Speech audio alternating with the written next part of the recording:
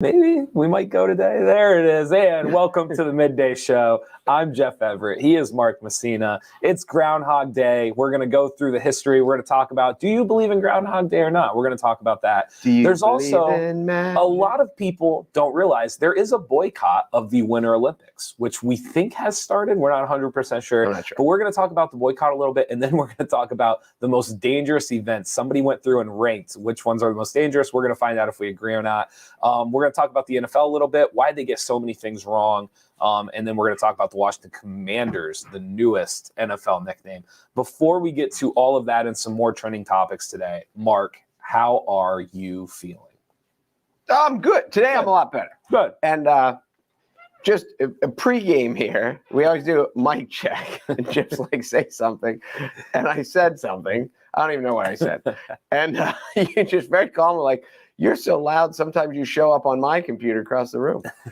And I started laughing because I thought it was funny. And you're just like, I could see why you would take that as offensive. I was just stating a fact. But so that's, again, more of the abuse I take before we get on the air.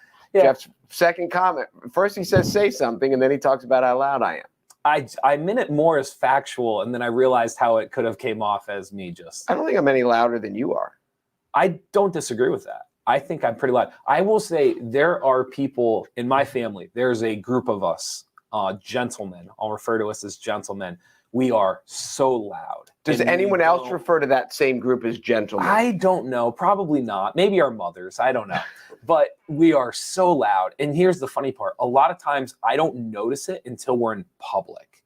And then I'll kind of be like sitting off to the side and I'll look around and I'll see the tables. And all I'll hear is our table. And it's not because I'm sitting at it. We're just so much louder. And then the other one, and you've met But her. the reason you're loud is because the things you have to say are so important. You want everyone to hear. I was always told louder is righter, right? Is that how this works? I have used that with my kids and my ex. Just louder doesn't make you right. You can say it as loud as you want. It doesn't make it right. Yes. And then you've met my girlfriend before. Mm-hmm.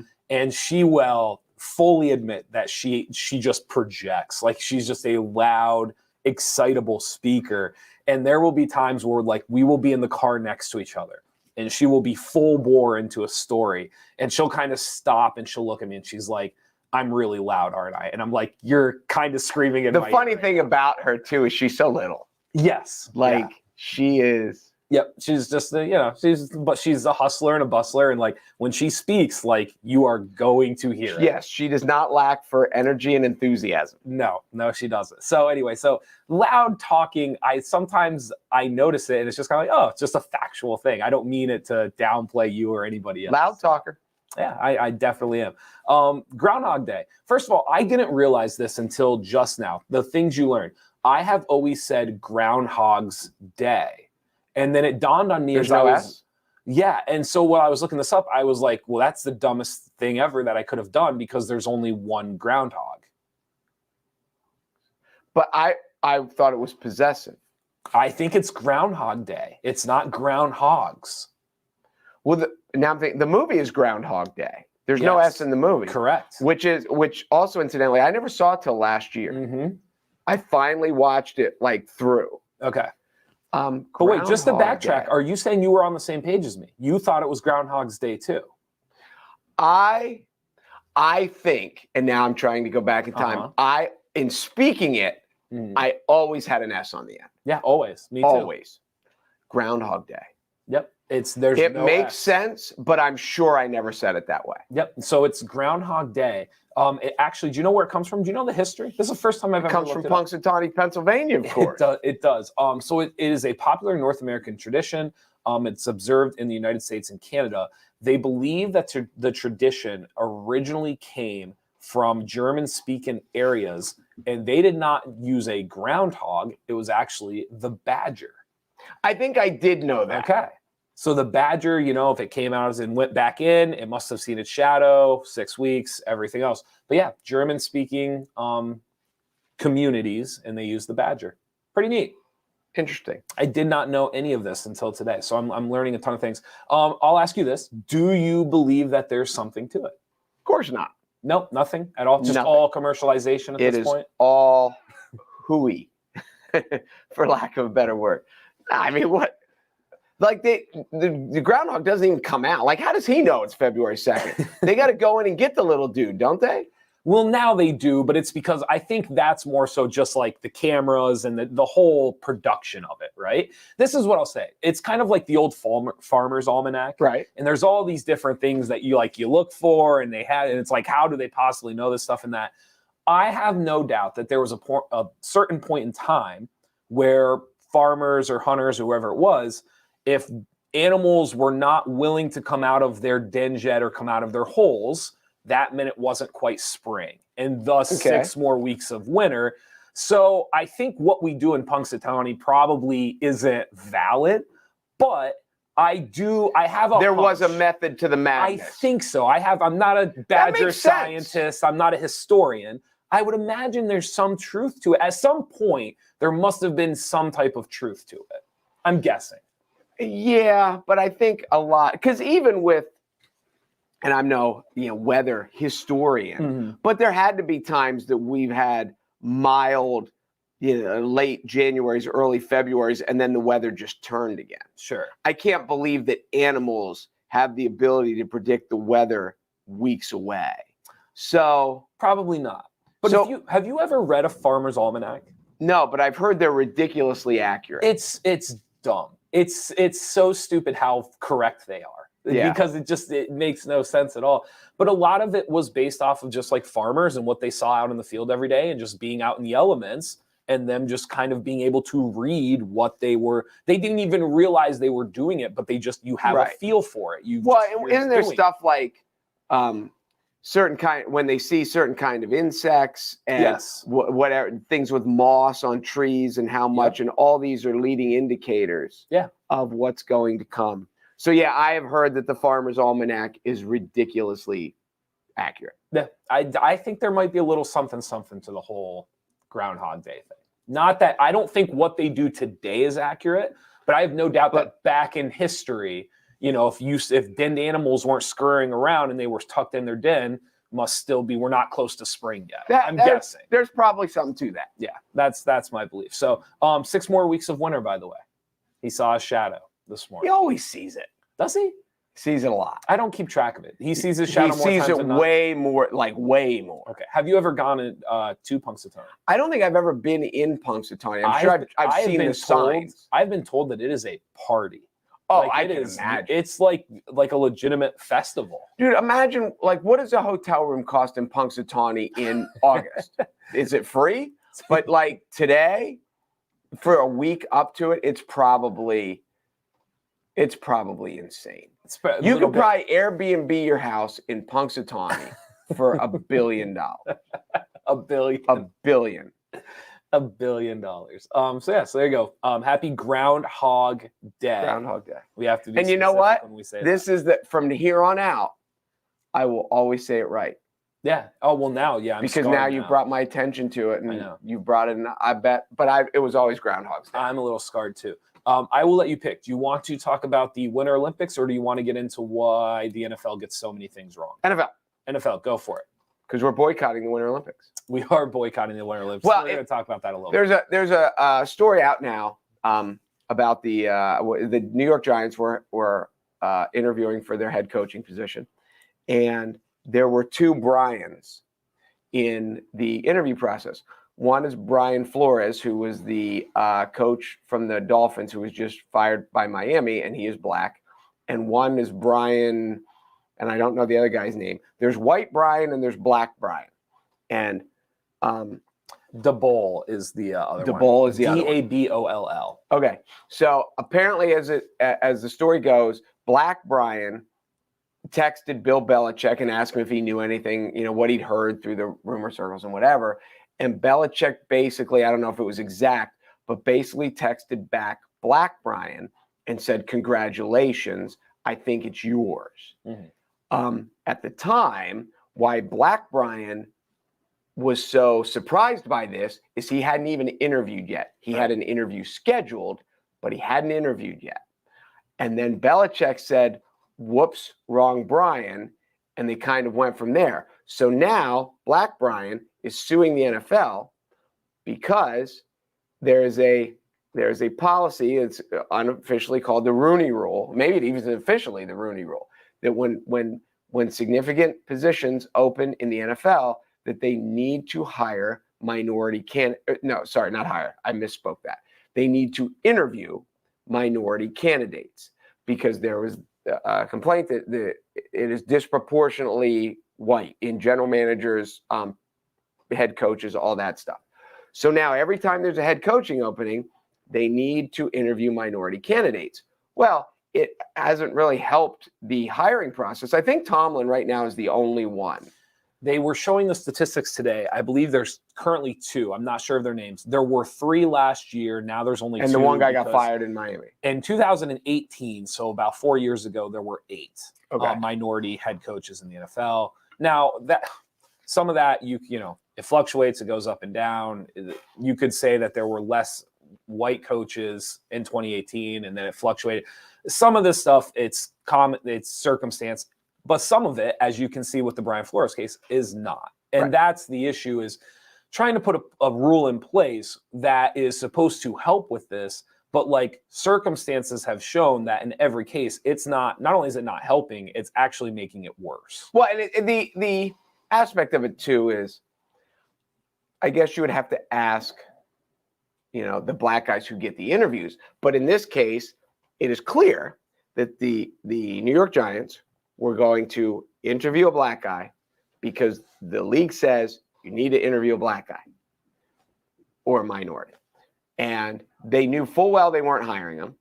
So it seems like it becomes a waste of time for the guy, and it becomes a hoop to jump through for the team when they have no intention of doing it. And there's part of you that says, well, obviously this is what's going on. And the example that I gave to someone today, it might have been you, was if Tom Brady wakes up this morning and says, you know what, I think I want to play again.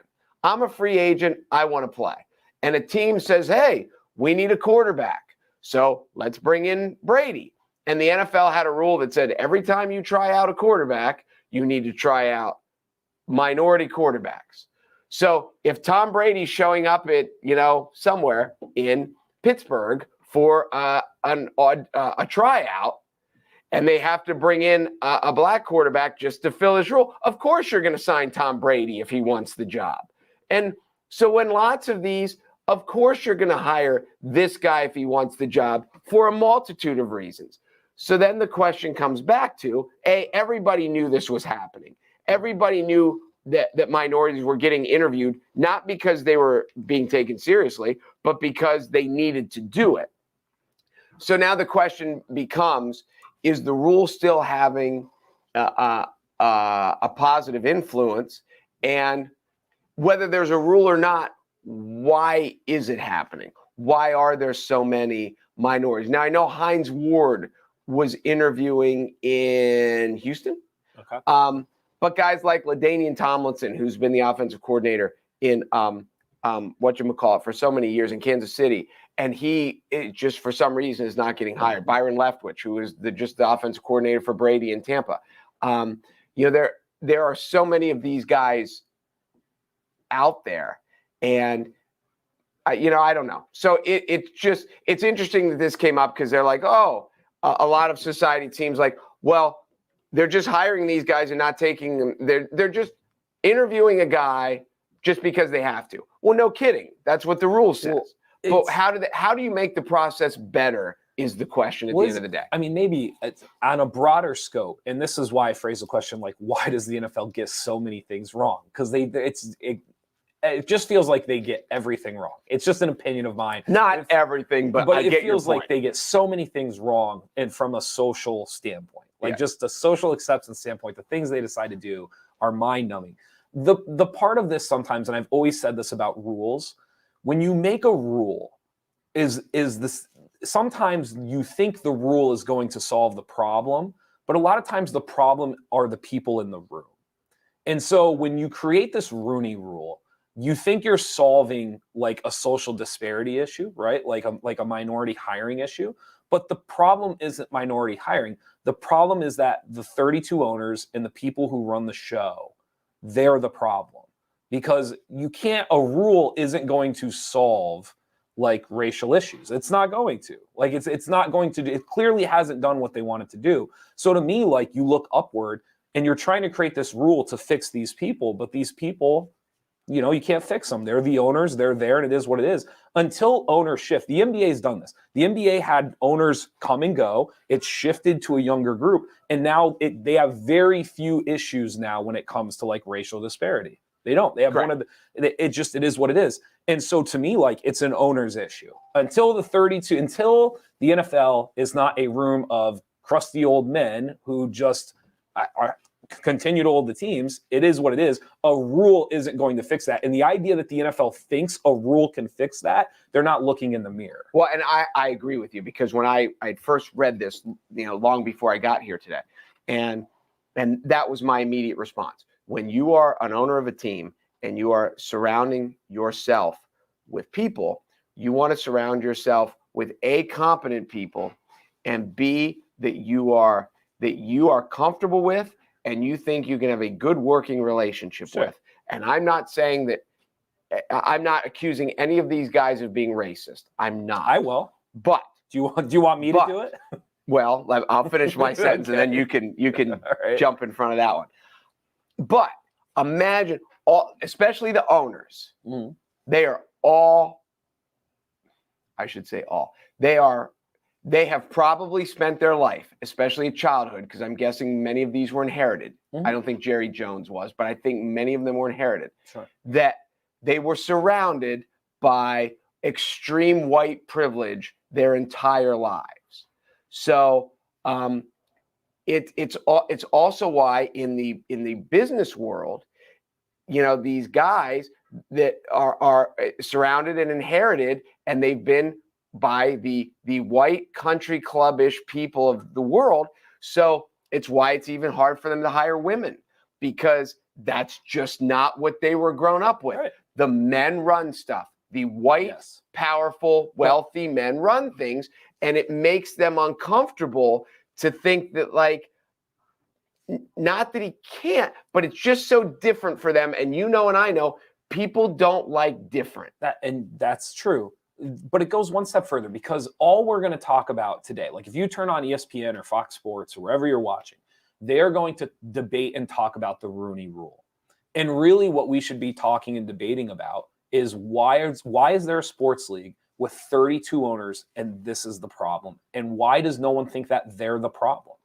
Everyone thinks this rule is the problem. Correct. And what I'm saying is, like, the rule is only in place because these people can't do what they're supposed to do. And so at some point, ESPN, and I get it, there's a lot of money involved, and they're not going to do that because they want the contract and they want the TV rights and they want the advertising and all that good stuff. I get it. But at some point, like, this is about the 32 owners in the NFL and about how their inability to change is the reason the league has an inability. And I don't even know if it's the way they're wired, because, you know, some people can walk into any room and they can talk to anybody in the room. Mm-hmm. And then there are other people, I think eHarmony did a study on this once. Like, there are other people who are very uncomfortable talking to people of differing beliefs. They need to talk to the Republicans, need to talk to the Republicans. The Democrats need to talk to the Democrats. The Steeler fans need to talk to Steeler fans. That there are lots of aspects of society where people are only comfortable with their own. And then there are others who are just kind of, I don't know, visionary might be not the word I'm looking for, but just that are more comfortable and adaptable and enjoy the aspect of diversity and variety, and they realize that expands them. But when you've been a spoiled rich person who's always grown up with this, you don't need advancement and variety, and it doesn't need to make you better because you're already taken care of anyway. So what do you need better? You just need comfortable. And comfortable for you is like this. So it doesn't surprise me at all. But it's going to have to happen because the NBA did it. They just did it 15 years earlier. All the money, all these tech people came in with their money, the Mark Cubans, the Patels, like all the people, the guy who owns the Sacramento Kings, the new owner of the Minnesota Timberwolves, all this young blood came into the NBA, and a lot of those issues went away. I get that, And but I also think in basketball, baseball is a little bit like this too. But there are not a lot of star NFL football players who then ended up being head coach. And now that I'm thinking, Hines Ward might be, is there a Hall of Fame NFL player that then became a coach? But when you think of in the NBA, Larry Bird coached, Magic Johnson coached for a little bit. Mm-hmm. Guys like Kevin McHale coached for a long time. Mm-hmm. So there are the Jeff Van Gundys and those guys who don't look anything like a basketball player, but there are Patrick Ewing. But what does that have to do with the ownership and the idea of like making it socially right? Because Emmitt Smith never wanted to be a head coach. Okay. Like the elites, Walter Payton never wanted to be a head coach. Mm-hmm. Maybe because when Russell Wilson is done. Slow down. Because is it that they didn't want to be, or is it that they knew they couldn't be? Fair question. That is a fair question. Because I'll tell you right now, in the NBA, Red Auerbach made Bill Russell a player coach. And so if I was an NBA professional player of minority in the 70s, 80s, and 90s, the idea of being a head coach was very realistic. Why couldn't I be a head coach? Bill Russell was a head coach. Lenny Wilkins became a head coach. And so you're looking around and you're like, well, why couldn't I do this? And in the NFL, like if I'm any minority athlete and I'm looking around, to your point, which you kind of started with, like why would I think I could be an NFL head coach? That's fair. Like it makes so why would I have aspirations to do that when there's nobody showing me that it's possible or that I could do it? So I don't know.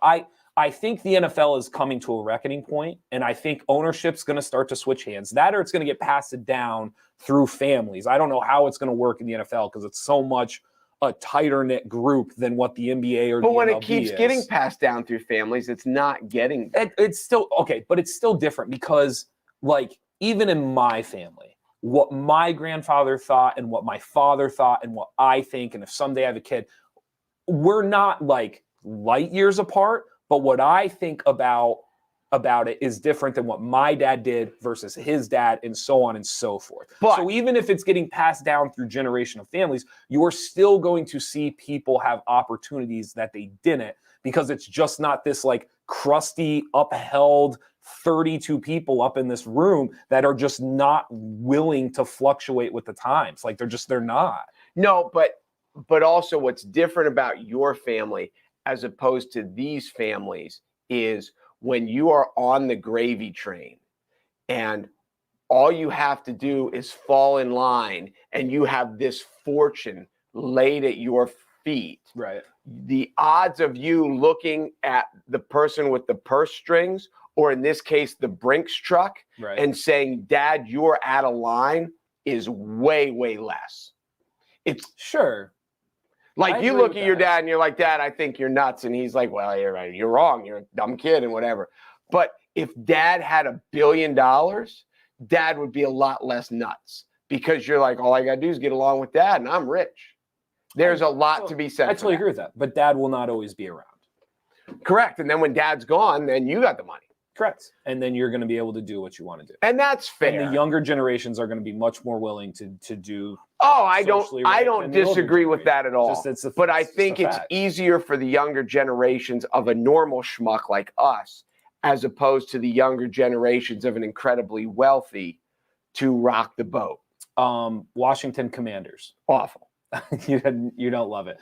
You know what's funny? I don't dislike the Commanders. Like I don't love the Commanders, but I don't dislike it. I don't love the logo, the W with the. I don't love that very much. But who knows? It's a first try. Maybe in a couple of years they'll get it right. I actually kind of liked the Washington football team.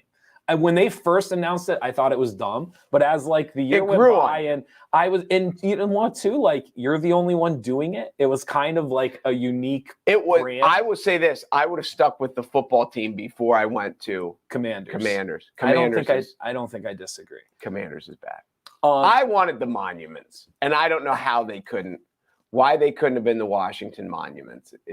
just Monuments. beyond me. I don't think I could. The monuments. I don't think I'm in for that one. No? Every Winter Olympic event ranks by how terrified I'd be to participate in it. I found this list. I found it amusing. We've talked about bobsledding before. Remember our conversation about bobsledding? So I thought it'd be interesting to go through some of these and see if we agreed or disagreed. But before we get to that, this is unique for you and I. We almost didn't realize the Winter Olympics were happening. And it made me wonder if other people... Are they happening? Yeah, so they are happening. I think my kid told me that. Yeah, Did you know they started? I said, nope. So they're supposed to begin this week. This is... First of all, we are doing a diplomatic boycott, which for those who don't know what a diplomatic boycott is, essentially our athletes are allowed to participate in it, but none of our government officials are allowed to attend or participate in the Olympic function. Okay. I don't understand. It's because they are. Yes, it is because of the human rights issues in China. Are they in? Are they in Beijing? Yes, they are in Beijing. Okay. So this is kind of my thing. I'm for supporting human rights.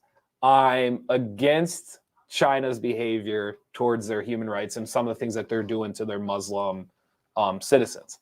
With that being said, I do not understand what a political boycott does. Well, it doesn't screw the athletes. Yes. But it's your best way of telling China, like, we know what you do and we don't support it. I get that. Did you know about it?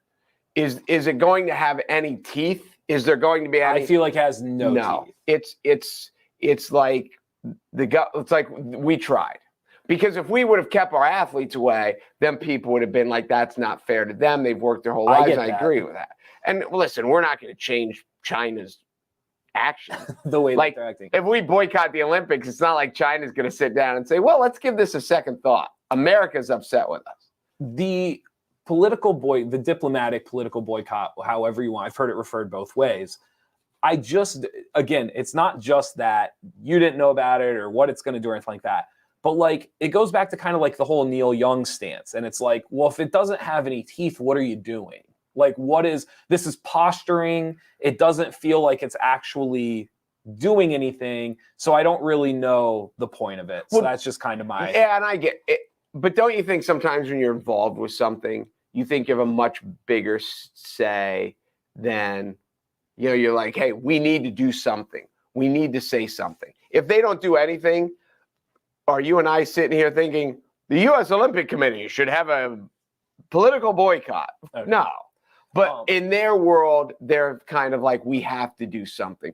I think it's almost like the business that coming around the holiday season is like, we need to do something for charity. We need to do something for charity. So you just throw it out there. So they do it because they feel obligated. The Pew Research Center, in a poll that they did, 10,000 adults, 91% said that they've heard little about it. 46% said they've heard nothing about it.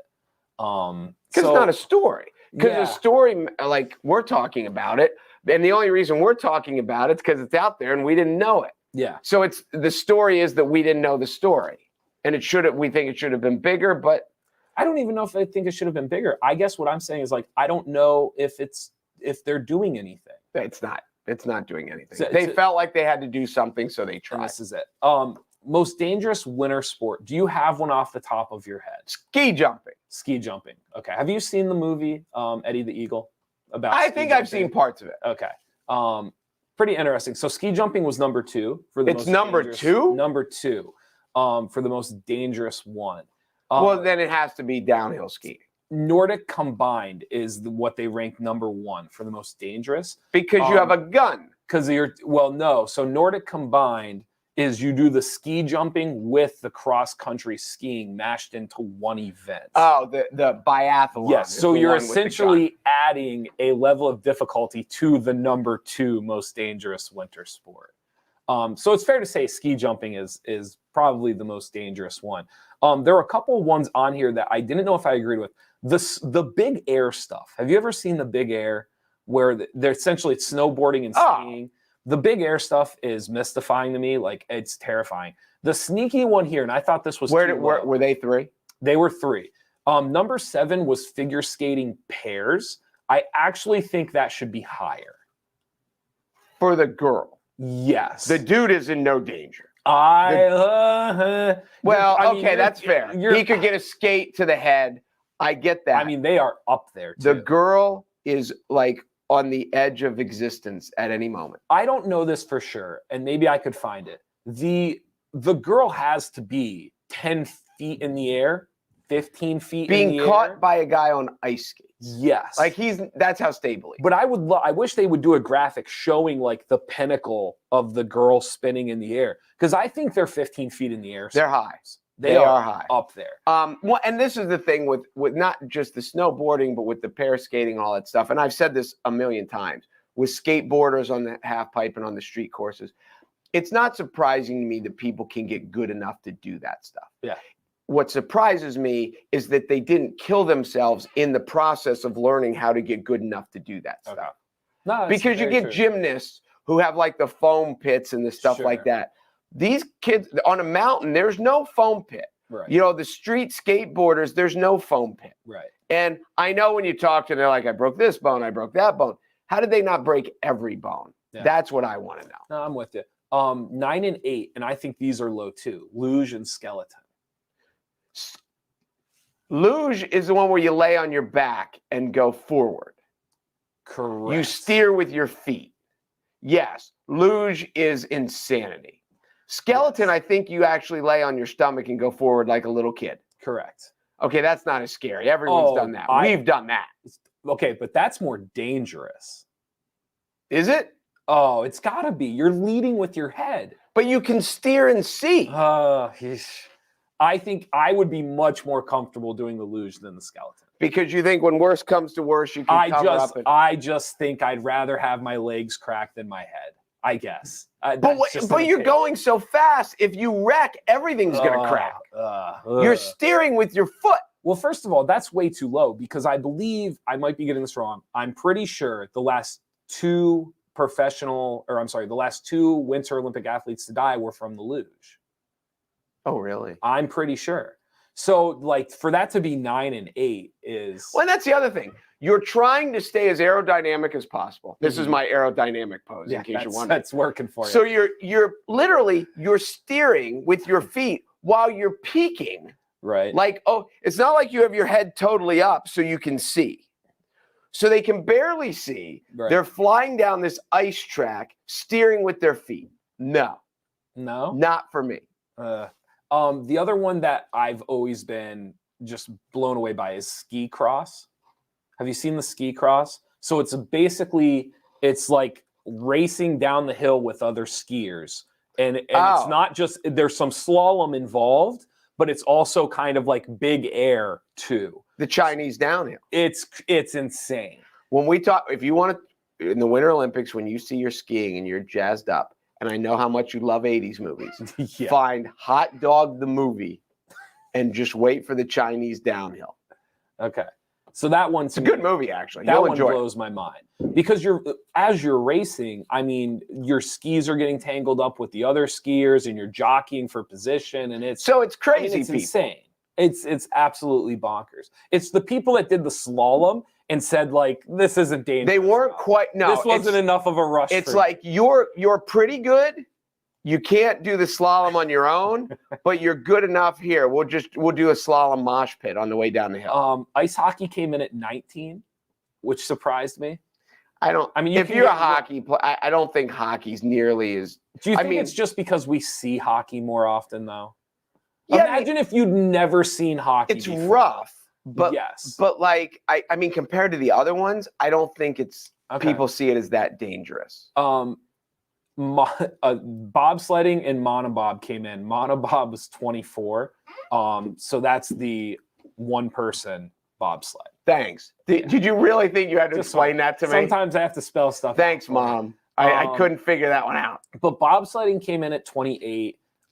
Speed skating came in at 27, which I always thought that maybe it's just because I'm not great at skating. I thought that one would be a little more dangerous. Well, I think hard, but is different than dangerous. Maybe. At speed skating, because aren't the walls padded and stuff? Like, because guys wreck all the time and go.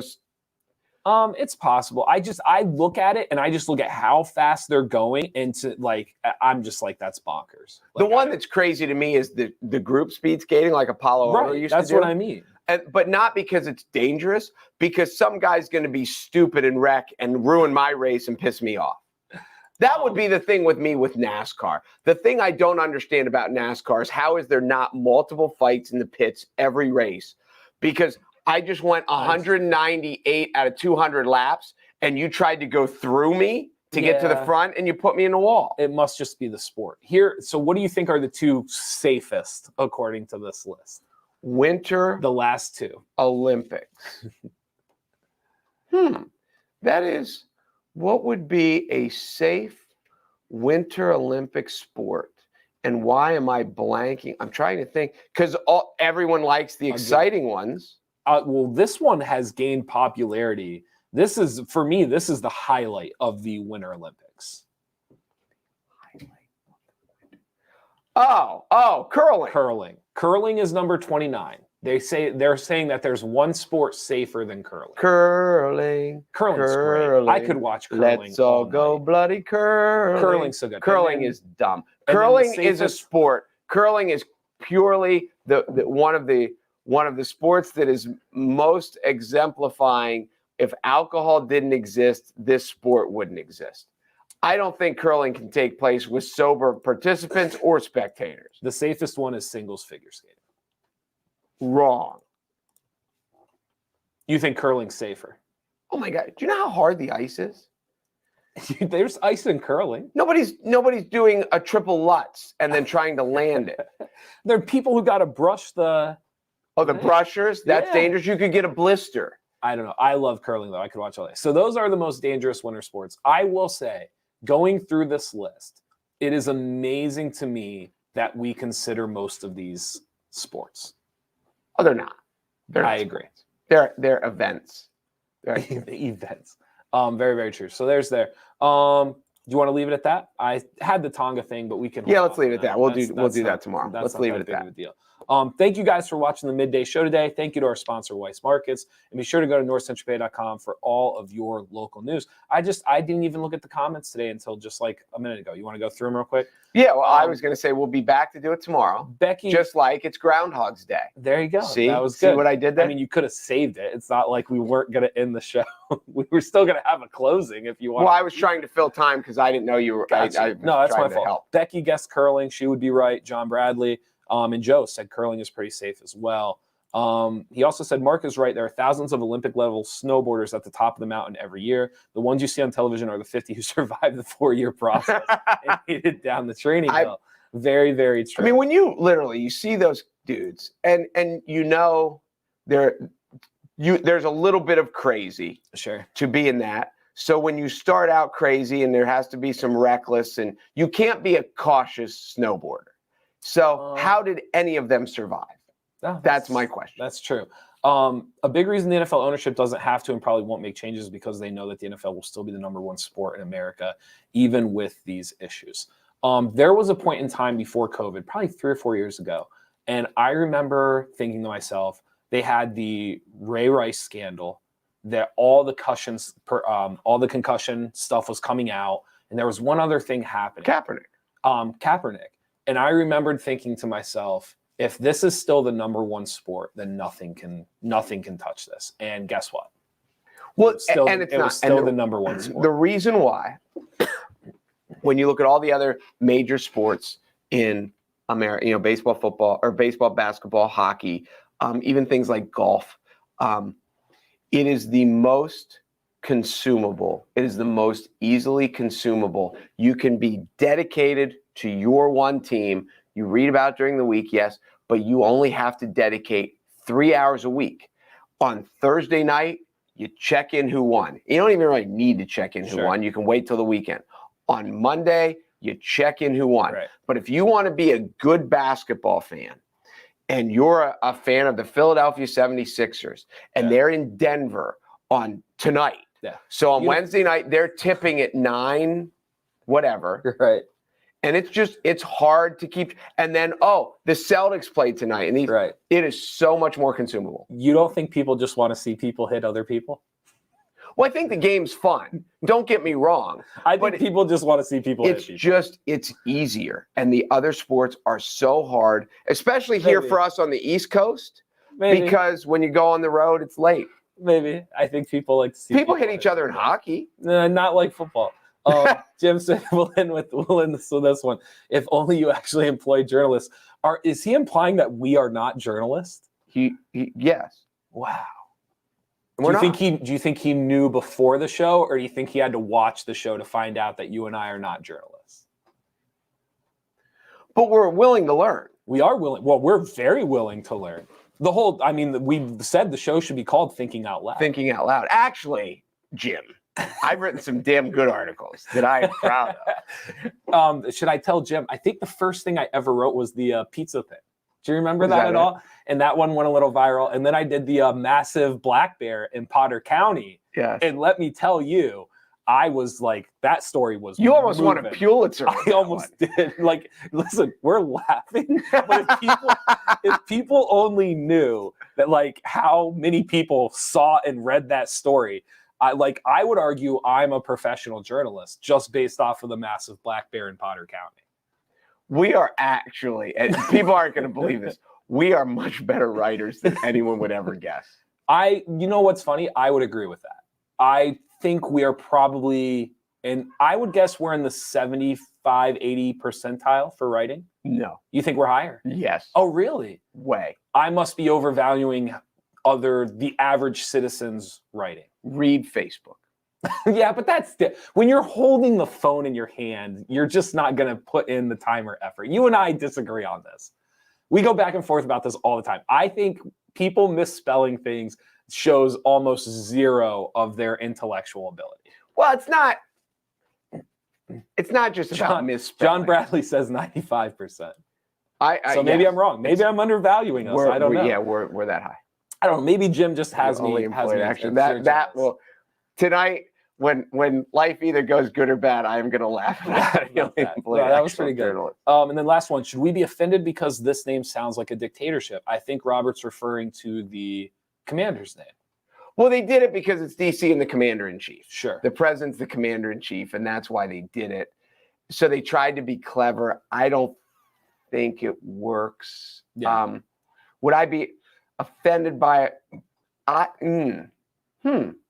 No, I don't think, because I never thought commander-in-chief. I think it's just the name. It's another name for the president. He is the commander-in-chief. I don't think anyone should be offended by the name. I will say this, though. I think, again, going back to, like, the NFL just gets so many things wrong. I think only an NFL owner would have thought the Commanders was a good name. Like I'm telling you right now, in baseball, maybe I shouldn't say that, because Cleveland because they got the Guardians. I was just thinking that. Which one's worse? While you were talking, I was thinking which one's worse. See, I think the Guardians just sound smoother than the Commanders. That's just my opinion. You could also call them the Guards, which is better. Like, you're not gonna call. Oh, that's true. So you could, you have the Cleveland Guards, and that's at least a little. It's a little clever. Yeah. It's the one sport that doesn't actually have guards. Football does, basketball does, baseball doesn't. Right. So they could be. Just Commanders is just so. But this is the tricky thing about the NFL, and then we have to go. If you go through, obviously you have your generic names that were just older in every sport, whether it's the Red Sox or the Bulls or the Celtics, all these things. But the NFL names are some of the more generic, broader names. And so to try to come up with a broader generic name that is not already taken is very difficult. It's not easy for these sports teams that are trying to rebrand or figure out what they need to do now with a nickname. All the generic stuff's taken. All the like the Cowboys, for example, it's taken. Here, I got nobody else can be the Cowboys. How about I got one for you? Go ahead. The Criminals. No, they can't, because Washington used to be the Bullets, and they got rid of that. But I'm talking about. How about the Washington Corruption? No. Why? When you think of politicians, when you think of Washington, what do you think? You could call them the Corrupt. No, I would have went with, I think. If you can go with the Miami Heat, why can't you go with the Washington Corruption? The Miami Heat? Yeah. I can't tell if you're serious right now. The Miami Heat. I'm being totally serious. The Miami Heat's way better name than the Corruption. You think? I like the Corruption. Dude. Corruption is better than Commanders. When you think of Washington, what do you think of? Yeah, political corruption. But you want a positive connotation when you're branding, right? See, but don't you think the negative will be positive? No, because otherwise they would have kept the Washington Bullets and they would have just kept that for their basketball team. Well, but that wasn't. That was like a respect of human life, is what they were saying. Sure. The corruption, we know political corruption, like that's a respect for human life. It is. Corruption but it's is different. Ruining people. But everyone, I don't disagree with that. Yeah. But I think with as Jim just said, the 95%, when 95% of people think of politicians, they think of corruption. Okay. He says, I think it's Commanders because a guy from Virginia trademarked 44 possible names back in like 2000. There was a part of that, but I thought the guy said he was willing to give them up or sell them for cheap. Okay. That's what I thought. Again, not to beat a dead horse. Like you and if we started a franchise tomorrow, like Jacksonville went with the Jaguars because it's hard to just find like a generic fierce animal to just name your team after nowadays. Like it's not easy. Like it's just difficult. No, but there was like the Baltimore went with the Ravens because of Edgar Allan Poe. Sure. So they wanted to do a local tie. And they went with Commander-in-Chief, yes, but that's why the only one that I saw for Washington that I kind of liked was the Express. That was the only one that Why? What does that have to do with the Express? Yes. I don't know, but it's just like the idea. It's first of all, it's a non-plural name, which I like. I'm in on like Magic, Heat, Corruption. Express, Corruption. Sure. No, Corruption's plural. There's no S on the end. I know, but it's corruption's more. But it's more than an adjective, isn't it? Time out. Hold on. Think about this for a second, though. Corruption implies like it's everywhere. Corruption. It's because not singular corrupt. Would be corrupt. Yes. Does it not? Or am I getting that one You wrong? might be right. I'm not saying corruption is plural, but what I would say is that it's more plural than singular. My favorite one was the Washington Monument, but. What would have been the mascot? Just a big pillar? Well, you have whatever you want. Like Jefferson walking around. What's a Philly? It's certainly not a green guy. The San Diego Padres had a chicken. You can have whatever mascot you want. I like the Presidents better than the Commanders. The President. You don't like the Presidents? I like that better than the Commanders. I don't like it less. I'll say that. Because then you could have called them the Washington Prez, and I kind of like that. You would have just started calling them the Prez. Who did the Cowboys play tonight? They play the Prez. How about the Pez? That would have been good. They could have been the Pez. You could have had a little dispenser with a head open up and. Do you even know what Pez is? Yeah, you know what Pez is. Oh, okay. Where are you going with it? I don't know. That was it. That was one of the best Seinfeld episodes they've ever done. Do you remember the Pez dispenser episode in Seinfeld? I remember whenever I think of Pez, I think of Stand By Me. He's like, Pez. John Bradley says the Weasels. Whoa. Don't blow that one off. Why not that? It's alliterative. Yeah. It's Weasels is good. That's my new favorite. It works with your corruption thing. That's why the Washington Weasels. That's pretty good. That's pretty legit. Perfect. Jeff just figured out Miami is nicknamed the Heat because it is generally warm in South Florida. I've known that that's why they're the Heat, but my point being is like corruption is everywhere. It is everywhere. Yes, but where's the epicenter? Everywhere. Heat is everywhere. Listen, I've been in Pennsylvania for a month and I can't find it. So like it's not everywhere. But where's the epicenter of corruption? If you ask any American, they're like, Jacksonville went with Jaguars because they sound good together. Yes, and because there's no other names to use. Like the names are just used up. I'm telling people right now, if you started a team somewhere in some big city and you were in charge of finding the nickname, you'd find a better nickname than the Commanders. I'm just saying it's not as easy. People think you just have the whole dictionary to use, and I'm just letting people know there's not a lot of names left out. Well, I will say this. I agree with your point. If we're stuck coming up with one, it's hard unless we have a show, and John can tell us Weasels, and I am sold. I would say it's more plural than singular, 75%. I agree. I think it's like 75% plural and 25% I think you're probably singular. Right. I think you're probably right. Yeah. Is that a thing though? Like are like TIONs, are they plural? And I just never realized it until now. Depends what the like if I have ambition, If I have ambition, Yeah, but it's- that's a verb, like motion, ambition, like you don't think. Oh no, wait, is ambition a verb? No, ambition is not a verb because you can't. Emotion's not a verb either. I think the TION. I don't know. I think the TION is like 75% plural, and maybe we just never. No, realized because it. you can't have a singular for ambition. You don't think so? No, At all. I think corruption and corrupt are just two different verb choices. I think we're kind of proving Jim Smith right now. That we're not journalists. Well, no, there's a difference between grammar and your ability to write. But yeah. Anyway. Right.